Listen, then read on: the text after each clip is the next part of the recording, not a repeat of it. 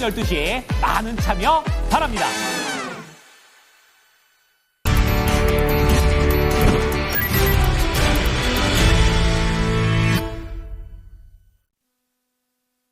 체크인스탁입니다. 오늘 함께해 주실 두 분입니다. 알파경제 김종인사 토마토투자클럽 김민준 전문가 모셨습니다. 안녕하세요. 안녕하십니까.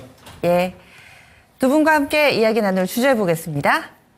오늘의 이슈 풍부한 학회 모멘텀 제약바이오 얘기해 보도록 할게요. 줄줄이 이제 학회가 좀 대기가 돼 있는데 사실 예전만큼 학회 모멘텀이 극적으로 시장에 반영되지는 않습니다. 종목별로 뭔가 핀셋으로 자세하게 봐야지 그 모멘텀이 보이실 텐데요. 일정부터 좀 정리를 해볼게요. 김민주 전문가님. 네, 뭐 일정은 늘 말씀드리지만 뭐 형식적인 이벤트 수준입니다. 근데 뭐 한 2년 전까지만 해도 코로나 때 너무 우리가 좀 뭐라고 할까요? 신뢰도가 좀 떨어졌다고 해야겠죠. 그래서 뭐 2년 전에는 부각도 안 됐었습니다. 우리 뭐 코로나 치료제, 백신 이런 모멘텀 타고 이제 5년 전으로 좀 돌아가야 됩니다. 그때 너무 주가들이 좀 뻥튀기, 과밸류 뭐 이런 걸로 좀 많이 갔기 때문에 인식이 안 좋았다가 다시 이제 작년부터 형식적 이벤트의 제약바이오 종목들이 움직이기 시작했습니다. 그리고 때마침 또 이제 뭐 적응증 확대라든지 임상 5라인 발표들이 있는 기업들이 올해 또 대거 준비되어 있는 상황입니다. 그렇기 때문에 이제 연동관계로 봤을 때 학회 모멘텀이 일었을 때 주가의 퍼포먼스가 좀 나올 것이냐, 그리고 나왔느냐, 이렇게 이제 퀘스천 마크를 던져보면 그랬다는 것이죠. 그래서 이제 3월부터가 상당히 중요할 것 같은데 JP모건 헬스케어 때도 좀 종목들이 움직였어요. 상당히 탄력성 있게. 그래서 제약바이오 하신 분들도 뭐 작년 한 하반기부터 또 작년 한 여름부터 재미 좀 보셨을 겁니다. 그러면 올해 이제 시작되는 3월 학회가 뭐 형식적이긴 합니다만은 폐암 학회가 있고요. 이제 20일 날 초록 공개가 있습니다. 초록 공개를 시작해서 26일부터 이제 진행이 되는데 저는 뭐 그렇게 보고 있습니다. 여기서 이제 어떠한 임상 파이프라인이 나올 것이냐, 그리고 빅파마 기업들과 어떠한 이렇게 컨택트가 좀 있을 것이냐, 여기에 따라서 달라진다고 저는 보고 있고, 주목해 봐야 될 기업들은 좀 있죠. 그 다음에 이제 두 번째가 4월에 있을 이제 AACR입니다. 여러분들 잘 아시는 4월 25일부터 진행 중이고, 그리고 이제 아스코죠. 이게 좀 크죠. 전반기에는 아스코가. AACR보다는 아스코가 좀 더 큽니다, 여러분들. 그래서 아스코의 임상종양학회인데 이제 5월 30일 날 진행됩니다. 우리가 이제 생각해야 될 부분이 이 형식적 이벤트에 출연 기업들에 대한 기대감 반영이겠죠. 이게 언제부터 될 것이냐? 그리고 우리가 이제 3월 30일 날 공매도도 시작되는데, 과연 공매도에 따른 공매도 욕구와 저가 매수에 따른 주가 상승률에 비교 우위를 가져가서 선택하는 것이 가장 핵심이다까지 정리해드리겠습니다. 네, 그래서 상반기에 있을 모멘텀들 유럽 폐암학회, 미국 암학회, 그리고 임상종양학회 이 정도 압축을 해주셨고, 김 이사님은 보시는 이벤트 더 있으세요? 네, 일단 뭐 폐암학회에 가장 집중해야 되겠죠. 시기적으로 봤을 때도 당면에 있는 그런 과제에 가장 집중하는 게 맞으니까. 그다음에 지금 시장에서 가장 주목받고 있는 두 종목이 여기에 포함되어 있지 않습니까? 아무래도 뭐 다 아시는 것처럼 알테오젠이라든지 그다음에 뭐 레이저 티닙의 유한양행이 여기 포함되어 있고, 이번에 그 임상 단계를 더 끌어올려서 지역을 넓힐 수 있을까에 초점이 맞춰져 있고, 그다음에 특히 이제 알테오젠 같은 경우에는 이번에 3상까지 확인이 되는 것이라면 그동안 기대했고 주가를 끌어올렸던 여러 가지 모멘텀이 실현되는 것이기 때문에 뭐 그런 관점에서 굉장히 좀 민감할 수밖에 없는 이벤트가 다가와 있다. 뭐 물론 뭐 20일대이기 때문에 기간이 조금 남아있긴 하지만 그래도 최근 들어서 이제 외국인들의 매매 동향을 보시면 유한양행에 대해서 조금 관심이 떨어진 것 같다가 학회를 앞두고서인지는 모르겠는데 조금씩 뭔가 매수가 들어오는 듯한 모습. 알테오젠도 최근 주가가 뭐 40만 원을 넘은 이후에 탄력이 둔화되고는 있습니다만 그럼에도 불구하고 꾸준하게 뭔가 반응이 있는 그런 양상이에요. 따라서 전체적인 흐름으로 놓고 봤을 때 뭐 제가 보기에는 일단 뭐 긍정적인 상황들이 전개가 되고 있다. 적어도 두 종목에는. 그런데 최근에 이런 바이오 관련 이벤트를 전후로 해서 긍정적인 내려가 나올 때도 긍정적인 재료가 나오지 않을 때도 좀 변동성의 구간으로 작용했다라는 것도 우리가 좀 인지해 볼 필요가 있겠죠. 그래서 당면한 것은 3월 달에 유럽 폐암, 그 다음에 뭐 미국의 이제 암학회, 그 다음에 뭐 간과 관련된 여러 가지 학회들이 상반기에 줄줄이 예고되어 있습니다만 뭐 지금 당장은 3월 달에 있는 이 폐암학회 쪽에 좀 더 우리가 좀 맞춰보는 게 핵심 포인트라고 좀 보고 있습니다. 네, 그러면 관련된 종목 살짝 언급을 해주셨는데 더 들어가 보겠습니다. 김민준 전문가는 이 학회와 관련해서 어떤 종목군들을 좀 보고 계신가요? 네, 우선 전반기에 좀 보고 있는 게 최대어 쪽으로는 셀트리온과 한올바이오 파마를 좀 보고 있는데 탄력성 부분이 좀 이제 걱정되기 때문에 탄력성 접근으로 좀 해본다면 내용은 좀 틀려질 것 같습니다. 주가 차트 모습을 좀 보셔야 될 것 같은데 최근에 이제 관심 있게 좀 움직였던 종목의 페어마켓에 초점을 맞춘다면 역시나 이제 브릿지하고 보로노이 정도가 될 것 같고요. 주가 차트 모습 보시겠습니다. 보로노이인데 움직임 너무 좋았죠. 사실상 뭐 시장의 관세 정책과는 전혀 무관하게 보로노이는 뭐 8만 원부터 15만 원까지 지금 진격 앞으로를 갔고요. 이쪽에서 만든 게 폐암약이에요? 네, 그렇죠. 네, 그렇기 때문에 이제 페어마켓이기 때문에 3월 20일 날 초록 공개가 됩니다만은 출연 기업들이 뭐 알테오젠도 있고 여러 가지가 있습니다만 유한양행도 있고 뭐 유한양행도 결국은 렉나자가 패 쪽이니까 여러분 타그로스와 이제 뭐 경쟁 우위군 뭐 이 정도 밝힐 것 같아요. 근데 보로노이 같은 경우는 우선 주가가 가장 높게 갔다 뭐 거의 100% 육박하게 올라갔었고 지금부터는 뭐 신규 진입은 좀 어려워 보여서 저는 페어마켓에 따른 어떤 모멘텀 기대감이 좀 반영된 게 아닌가 생각이 들고 브릿지 바이오 테라피틱스도 시끄러웠습니다만은 사실상 주가는 뭐 어제도 터졌어요. 6,470원까지 올라가고 최근에 고점 돌파할 때 가장 좋았던 모습은 거래량이 동반되면서 갔다는 거. 뭐 제약바이오는 사실상 뭐 기업의 실적, 펀더멘탈, 재무제표 이런 거보다는 영원한 뭐 기대감이지 않겠습니까? 성장주에서 단연 1등이니까 제약바이오는 사실 뭐 우리 시청자 여러분들 아시겠지만 이 맛에 제약바이오 하는 거거든요. 그리고 이제 두 번째로 좀 넘어가야 될 부분이 이제 뭐 페어마켓도 있습니다만 AACR, 아스코 이런 거 주목을 해봐야 된다면 저는 역시나 계속 말씀드렸던 작년부터 적응증 확대 한올바이오 파마입니다. 중증 근무력증에 관해서 먼저 내용이 나왔고 최근에 이제 류마티스 관절염 아마 2025년 전반기에 5개 적응증 확대까지 좀 이루어질 것 같은데 목표하는 것은 22개 정도라고 밝혔는데 뭐 거기까지 적응증 확대가 될지는 모르겠습니다만은 좋은 결과물이 나온다면 아마 뭐 주가는 좀 탄력성이 붙을 것 같고 올해도 괜찮았습니다. 한올은 사실상 주가가 차트 모습 보시면 뭐 32,000원 정도에서 쌍바닥 찍고 46,000원까지 올라갔기 때문에 뭐 사실상 거의 50% 육박하게 올라갔고요. 46,000원대쯤 매물대가 두꺼워서 그런지 그 뒤에 이제 힘없이 좀 내려왔어요. 이비오노마트 주가가 좀 좋지 않았고 이비오노마트 1401, 1402 임상 파이프라인 발표를 앞두고 있기 때문에 그렇다고 보여지는데 이 34,000원대에서는 메리트가 없을 것이냐 그렇게 보여지지는 않습니다. 그리고 이제 두 번째로 GI 이노베이션이죠. GI 301이라고 하는데 뭐 결국은 유한양행과 함께 가는 것 같지만 주가는 전혀 다른 모습이에요. 이건 무슨 이야기예요? 네, GI 이노베이션의 이제 물질이죠. 선도물질이라고 보시면 되는데 유한양행이 가져와서 플랫폼 GI301입니다. 이 부분으로 이제 지금 최근에 전반기에 유한양행 쪽에서 결국 자기들이 이제 임상 파이프라인 발표를 앞두고 있는 쪽인데 이렇게 뒷배들이 좀 단단한 종목들이 사실은 좋아요, 여러분들. 한올바이오 파마 뒤에도 대웅제약이 있거든요. 지금 이 GI 이노베이션 뒤에도 유한양행이 있습니다. 지분을 갖고 있기 때문에 HTS 들어가시면 표시가 되어 있고요. 그 다음에 이제 주목해야 될 부분이 뭐 GI 이노베이션 한 코멘트 더 드린다면 지금 진입은 사실상 좀 어려워 보이고 21선 기술적 반등을 해야 되는데 모양이 그렇게 좋아 보이진 않습니다. 주가가 너무 많이 올랐어요. 6,800원부터 18,000원까지. 그러니까 관세에 무관한 종목들도 사실상 친제약 정책, 저희가 연초부터 친제약 정책들은 무관할 것이다. 사실상 주가도 그렇게 반응을 했습니다. 그리고 이제 넘어가 보면 여러분들이 좋아하시는 이제 알테오젠, 레가캠바이오, ABL 바이오가 될 것 같은데 뭐 이 세 종목 모두 퍼포먼스가 좋았고 전반기 쪽 뭐 1, 2월 쪽은 ABL 바이오가 가장 좋았는데 알테오젠은 사실상 뭐 40만 원부터 내려오는 거는 기정사실화되어 있었고 이제 눌림목이 끝났는데 소송권이 좀 있었죠.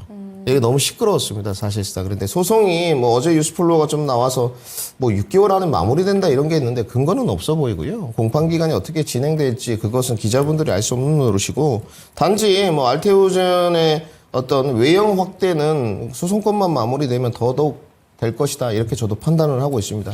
주가 차트 모습 잠깐 보시면 알테오젠 같은 경우는 스멀스멀 뭐 30만 원 깨지고 조금 내려갔다가 바닥 만들고 올라왔는데 40만 원에 좀 걸리는 모습.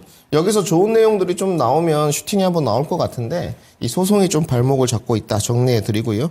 앞으로 이제 좀 주목해 봐야 될 대형주 쪽에서는 뭐 레가캠, 알테오젠, ABL도 있습니다만은 저는 셀트리온이지 않나 이렇게 생각을 하고 있고 최근에 주가가 이제 삼바가 조금 스멀스멀 내려와요. 뭐 삼바 너무 좋았죠, 여러분. 삼성바이오로직스가 연일 신고가 갱신했고 사실 화답도 해줬고요. 근데 셀트리온이 뭐 계속 돌트리온 뭐 이런 이야기도 있었거든요. 19만 원만 가면 좀 내려오고 또 20만 원 근처 가면 좀 내려오고 했는데 최근의 모습은 좀 달라진 모습이에요. 매출액이나 영업이익이 확실히 미국 쪽에서 발생되는 부분이 아직 확인되지는 않았지만 이제 조정에 조금 마무리 단계, 기간 조정이겠죠. 그리고 기대감이 좀 선반영되는 과정이지 않나 생각은 하고 있습니다. 여러분들이 하실 건 하나밖에 없어요. 사실상 싼 가격에 사는 것과 공매도로 매도를 쳤을 때 외국인들이나 기관들이 얻고자 하는 수익률과 내가 제약바이오 종목을 선정해서 저가 매수했을 때 기대 수익률이 높을 부분을 잘 종목을 선택해서 가는 게 맞는데, 안정감을 가미하자면요, 역시나 이제 뭐 셀트리온 쪽이 좀 좋아 보이고 한올바이오 파마 쪽, 이렇게 두 종목을 말씀드리도록 하겠습니다. 종목을 두루두루 좀 많이 봐주셨죠. 이 물질이라든지 약품에 대해서도 같이 좀 들어봤는데, 결과적으로는 이 많은 종목군 가운데서 셀트리온하고 한올바이오가 조금 더 안정적으로 퍼포먼스를 내줄 수 있지 않을까 포인트를 맞춰주셨고, 그럼 김 회사님은 어떠세요? 네, 일단 저도 종목은 하나 겹치네요. 일단 아까 말씀드렸던 가장 핵심 종목은 레이저 틴입이 있는 유한양행과 알테오젠인데, 이 두 종목은 재료가 노출됐을 경우에는 오히려 변동성이 좀 커질 수 있는 부분도 있으니까, 그래서 지금 당장은 뭐 나쁘지 않다라고 저도 보고 있는데, 재료 발표의 결과 내용에 따라서는 등락이 좀 엇갈릴 수 있으니까 그에 대한 트레이딩 전략도 좀 필요하지 않나라는 판단이고, 저는 뭐 ABL 바이오 같은 종목군들도 지금 뭐 폐암학회와 관련되어 있는 종목은 아니지만 뭐 이번 달 내로 뭔가 재료가 나올 수 있다, 임상 결과가 나올 수 있다는 그런 얘기들이 뭐 꾸준하게 언급되고 있는 상황이다 보니까 뭐 종목을 확대해 본다면 뭐 그 정도 내에서도 조금 우리가 볼 필요가 있을 것 같고, 그 다음에 이제 저도 주목하고 있는 종목은 오히려 셀트리온인데요. 뭐 그동안 뭐 호재라고 할 수 있는 재료는 별로 없었고, 꾸준하게 작년부터 뭐 미국 진출을 추가적으로 했다, 품목이 늘었다, 이런 뉴스가 지속적으로 나오고 있는데도 전혀 주가가 움직이지 못했거든요. 그래서 올해는 말씀드렸던 ADC 성과가 되었든 아니면 CDMO 성과가 되었든 뭔가 확실하게 더 외형적으로 성장할 수 있다는 그런 성장 모멘텀을 보여주면 아마도 뭐 지금 주가보다는 좀 더 올라갈 여력이 있다라고 생각해서 저도 뭐 셀트리온은 주목하고 있고, 과거에 이제 우리가 셀트리온 하면 떠오르는 악몽은 공매도의 악몽이 항상 있었던 것인데, 이번 달 말부터 재개되는 공매도에 셀트리온이 예전만큼 그렇게 민감하게 움직일 거냐? 근데 셀트리온보다 지금 공매도의 대상 종목이 너무 많지 않나? 이렇게 보고 있어서 과거처럼 셀트리온에 뭔가 집중되는 그런 양상은 조금 없지 않을까 이렇게 보고 있어서요. 저는 오히려 셀트리온 좀 보고 있고, 그다음에 이제 작년에 기대했던 종목 중에서 성과가 대표적으로 안 나왔던 종목이 바로 녹십자입니다. 알리글로의 성과가 나오지 않으면서 또 마진이 생각보다 올라가지 않으면서 작년에 실적이 너무 좋지 않았는데요. 일단 회사 쪽에서는 알리글로에 대한 기대감을 뭐 굉장히 높이고 있는 상황이기 때문에, 이게 이제 신약이다 보니까 이게 많이 팔렸을 때 가장 수익성도 좋아질 수 있는 거 아니겠어요? 그래서 어느 정도의 마케팅비는 여전히 필요할 것으로 보이지만, 알리글로의 매출이 만약에 늘어난다면 뭐 녹십자 같은 경우에도 저는 뭐 긍정적인 움직임을 한번 기대해 볼 수 있지 않을까, 이렇게 두 가지를 보고 있습니다. 예, 알겠습니다. 그래서 학회 모멘텀 종목까지 쭉 살펴봤습니다. 제약바이오 오늘의 이슈로 좀 자세하게 다뤘고요. 다음 두 번째 리포트 넘어가겠습니다. 오늘 봐야 될 리포트 세 가지입니다. 오늘 선물옵션 동시 만기일이에요. 그래서 이 수급과 관련된 리포트 삼성증권으로 준비를 해주셨고요. 파생맥락, 사물물, 파생 만기. 다음은 하나증권입니다. 할인점, 구조적 변화의 초입. 홈플러스 사태 때문에 지금 뭐 여기저기서 노이즈가 나오고 있는 상황인데요. 또 살아남은 자들은 어떨지 보겠습니다. 신한투자증권에서는 농심 종목 리포트 내놨는데요. 하나씩 좀 봐주세요. 네, 일단 할인점, 뭐 다 아시는 것처럼 최근에 그 맞이한 사태는 바로 이 홈플러스와 관련된 여러 가지 논란들인데, 뭐 이렇게 쉽게 마무리되기는 좀 어려워 보이죠. 지금 뭐 채권 담보로 갖고 있는 메리츠 쪽에서도 과감하게 지금 정리하기는 어렵다. 왜냐하면 2만 명이 넘는 고용과 거기에 연계되어 있는 그 수많은 회사들, 그다음에 뭐 부동산 처리 과정에서의 할인율, 이런 것들을 고려해 봤을 때 메리츠 금융의 채권액만 생각한다면 메리츠 금융은 눈 딱 감고 다 팔아버리면 되거든요. 근데 일단 뭐 팔릴지도 문제지만, 팔린다고 하더라도 그러면 그 나머지 이해관계자들, 채권자 중에서 메리츠 증권만 살아남고 나머지는 모두 다 죽는 그런 상황으로 쉽게 갈 수도 없는 상황인 것 같고, 그다음에 신뢰도가 떨어진 지금 이 홈플러스에다가 계속 물건을 납품할 것인지에 대한 논란도 뭐 지속될 수밖에 없고, 그러니까 이런 여러 가지 논란이 있는 상황에서 변화가 나타나고 있는 건 두 가지라고 봐야 되는데, 자, 첫 번째 변화는 유통업이라고 하면 우리가 그동안 뭡니까? 쿠팡과 네이버를 축으로 하는 온라인의 눈부신 성장, 오프라인은 계속 죽을 쓰는 그런 양상이 몇 년간 이어져 왔죠. 근데 올해를 기점으로 균형을 좀 찾을 것 같다. 여기서 이제 균형이라 하면 조금 안타까운 얘기지만 온라인이 더 이상 올라가지 못할 것 같다는 얘기입니다. 그러니까 온라인 침투율이 확연하게 둔화되고 그다음에 계속 약세를 보였던 오프라인 쪽에서는 그래도 조금 선방하는 모습으로 가지 않을까라고 하는 그 공교로운 시기에 어떻게 보면 오프라인의 대표 종목이라고 할 수 있는 홈플러스의 타격이 나타났으니 상대적으로 최근 올라가고 있는 이마트에 대한 긍정적 관점은 조금 더 이어지지 않을까라고 하는 것이 이 리포트의 전반적인 내용입니다. 그래서 산업적인 변화가 있는 시기에 공교롭게 경쟁사가 MBK라고 하는 하나의 축으로 해서 뭔가 문제가 발생했고 뭐 MBK는 지금 이 문제로만 끝나는 게 아니고 후속적으로 무언가 더 문제가 생길 가능성도 뭐 있어 보여요. 지금 뭐 여러 가지 조사가 또 진행되고 있는 상황이니까. 그래서 이런 부분들을 본다면 뭐 이마트와 관련돼서 뭐 탑픽으로 꼽고 있는 이 리포트의 얘기도 어느 정도 우리가 좀 바라볼 만한 여지는 있다. 이렇게 좀 보고 있습니다. 자, 그다음에 종목으로 가보면 이제 뭐 농심인데, 자, 이제 농심은 뭐 다 아시는 것처럼 가격 한번 올리고 나서 농심의 가격이 탁 튀었잖아요. 주가도 확 튀었는데 4분기 실적은 역시 뭐 예상했던 대로 별로 좋지 못했죠.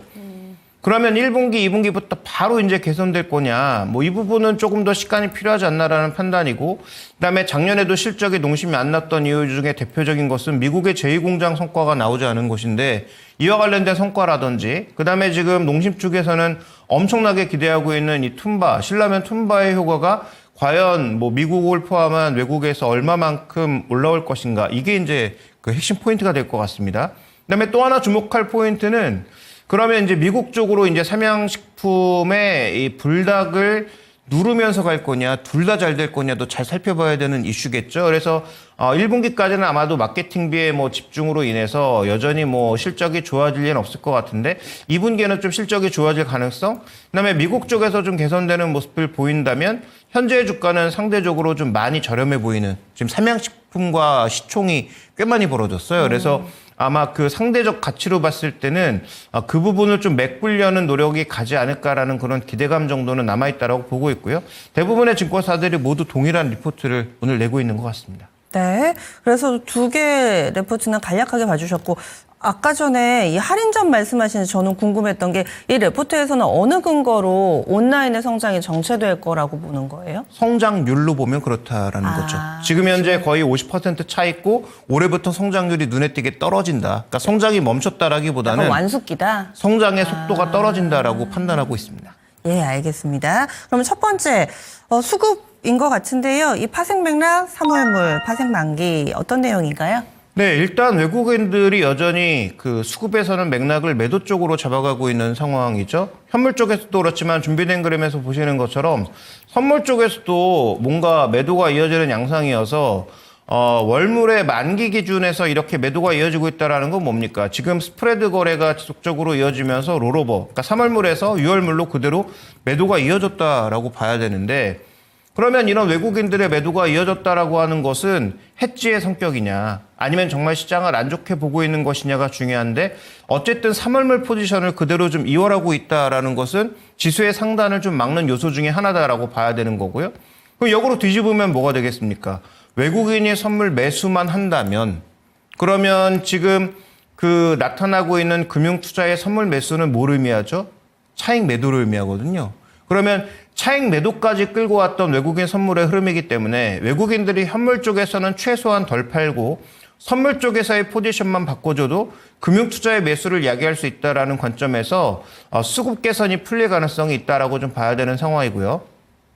지금 이 스프레드 거래로 누르다 보니까 어떤 현상이 나타나고 있느냐, 다음 준비된 그림 보여주시면 스프레드의 전체적인 움직임이 이론가 대비해서 실제 시장 베이시스가 확 눌리면서 6월물이 극도로 저평가되는 그런 양상을 보여주고 있다는 거죠.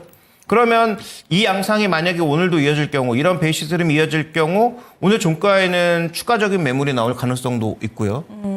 근데 중요한 건 말씀드렸던 것처럼 그럼 오늘 만기 이후에 어떻게 될 거냐가 가장 핵심 포인트인데, 외국인들이 최근에 왜 대량으로 주식 선물을 정리하겠습니까? 이제 공매도를 할 수 있는 시기가 다가오다 보니까 주식 선물 매도를 굳이 들고 있을 필요가 없는 거죠.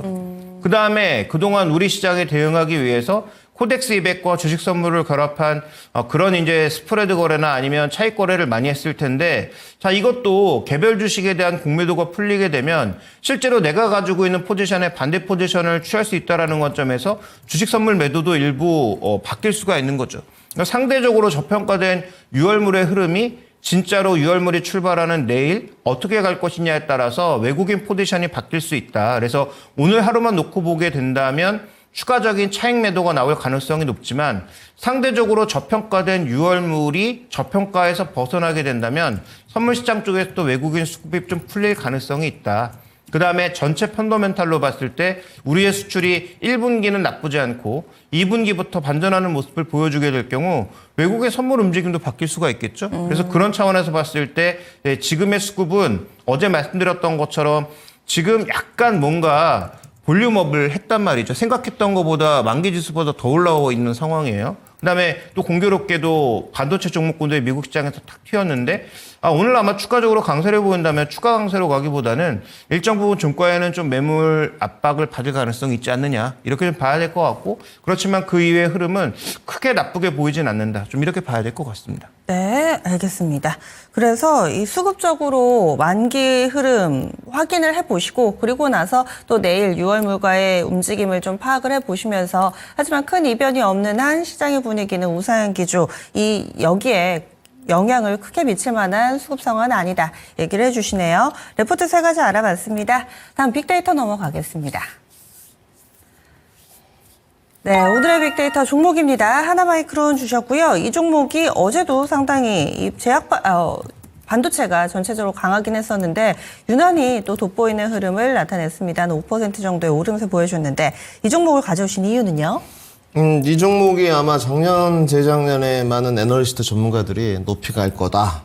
사실상 이 차트 모습 보시면 2024년 4월 4일에 대량 거래량이 발생된 모습이 있거든요. 그러니까 특히 이제 차트 리스트들이 이때 많이 무너진 모습인데, 제가 그때 반대 의견을 냈었습니다. 하나마이크론이 과연 첨단 패키징 쪽에서 HBM 관련된 쪽에서 기술 개발을 한 부분이 있느냐. 그러니까 이게 이제 차트리스트하고 저하고 부딪히는 부분이거든요. 물론 차트리스트들 같은 경우는 이러한 부분이 이제 주가에 선반영돼 있다. 그래서 이 거래량이 터진 부분은 우호적인 걸 뜻한다는데 주가는 전혀 그렇지 않았죠. 사실상. 그래서 지금 체면 구겼다 이렇게 좀 표현해야 될 것 같은데, 패키징이 그렇습니다. 우리가 정의를 좀 보게 되면 전자제품의 하드웨어 구성물, 이 부분을 이제 전체적으로 패키징으로 일컫는데, 기본적으로 반도체에서 패키징이라고 하면 0단계부터 3단계까지 돼 있어요. 0단계는 웨이퍼에서 이제 잘라내는 걸 이거 영차라고 그러고, 3단계 같은 경우는 패키징된 제품을 시스템 보드에 붙이는 부분인데, 저희 반도체 파트에서는 0단계하고 1단계, 웨이퍼에서 잘라낸 칩, 그 칩을 단품화시키는 게 1단계입니다. 여기까지만 패키징이라고 일컫는데, 이 패키징이 상당히 중요한 건 뭐냐면, 국내에 패키징 관련된 종목들이 정말 많습니다. SF 반도체도 있고, 하나마이크론도 있고, 사실상 지금 그런데 HBM 패키징을 할 수 있는 쪽은 없습니다. 명확하게 말씀을 좀 드리면, 그래서 이 패키징을 할 때, 반도체를 할 때 여러분들 차트적으로 기술적 접근을 하시면 답이 안 나와요. 여기 대량 거래량 터졌으니까 여기서 좀 빠지면 사고 올라가면 사고 전혀 맞지가 않습니다. 이 대표적인 지금 밑에 제가 거래량 모습을 좀 보여드릴 텐데, 이게 하나마이크론의 그런 실예고요. 그러니까 이 4월 4일 날 터졌던 대량 거래량이 매도 거래량이 없이 내려갔다, 이런 표현이 아니고 원래 기술적으로 이렇게 분석을 하거든요. 기술 개발이 실패했기 때문이고, 그러면 지금 어느 정도의 단계에 갔던 쪽이냐, 거의 이제 완성형 단계로 왔고요. 이 패키징이 가장 중요한 게, 여러분들 패키징의 특징 중에 총 4가지의 특징들이 있습니다. 가장 중요한 건 여러분들이 잘 아시는 열 방출이라고 보시면 돼요. 이 패키징들이 그때 요소에 필요한 것들로 패키징이 완성되어져 왔어요. 그럼 최근에 화두가 뭐죠, 여러분들? HBM이죠. 그리고 뭐죠? 열 문제죠. 그렇기 때문에 여러 가지 기계적 연결, 보호도 있겠지만 이 패키징이 그렇게 기술 개발이 되어 왔고, 최근에 TSV도 여러분들 사실 관통 전극, 이 TSV도 패키징 기술의 일환입니다. 그래서 계속 이제 기술 개발이 되어 왔는데, HBM이 이제 고도화되고 적층 구조가 높아지다 보니까 이 패키징이 국내는 따라오지를 못하는 겁니다. 그나마 그 국내에서 따라오는 기업 중에 가장 선두주자격이 어디냐? 하나마이크론이고요. 이 정도 내용은 정리해드리고, 더 딥하게 가면 시간 넘어갈 것 같고, 그러면 체면 좀 구겼어요. 그럼 최근에 어떤 모습이냐? 그래도 25년에 이제 AI 칩 강자, 특히 이제 패키징 기술이 마무리 단계로 들어가기 때문에 좀 수급과 매기가 오고 있지 않느냐 이렇게 보셔야 될 것 같고, 최근 차트 모습을 좀 확대해 드리겠습니다. 거래량 이제 500만 주 정도 붙고 2월 19일에 이제 13,000원까지 왔거든요. 하나마이크론도 꽤나 종목들이 물리신 분들이 많더라고요. 너무 작년에 과도한 추천들 막 35,000원대 이때 많이 나갔기 때문에 그런 쪽이고, 뭐 손절을 진행 안 하셨다면 꽤나 손실이 클 텐데 이거는 추가 매수를 좀 하는 게 맞는 것 같고요. 낙폭과대 반등이 이제 어디까지 지속될 것이냐 이 부분입니다.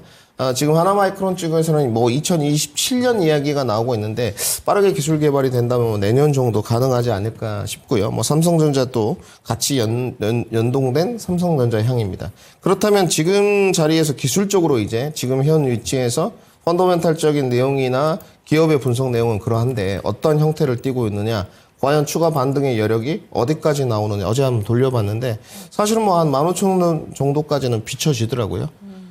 근데 제가 좀 동의를 할 수가 없어가지고 15,000원까지. 그러니까 늘 빅데이터를 돌릴 때 빅데이터가 가리키는 목표가와 제가 동의할 수 있느냐 이 부분이거든요. 그러니까 괴리가 좀 좁혀지지가 않더라고요. 더 높게도 나왔었습니다. 6개월까지 이렇게 돌렸을 때는. 그래서 저는 1차 목표가를 일단 가볍게 13,000원으로 제시하도록 하고요. 그러면 이 종목이 바닥권에서 트레이딩을 할 때 손절매 형태로 진행을 해야 되느냐, 아니면 매직 관점으로 가져가는 게 좀 더 어울리느냐.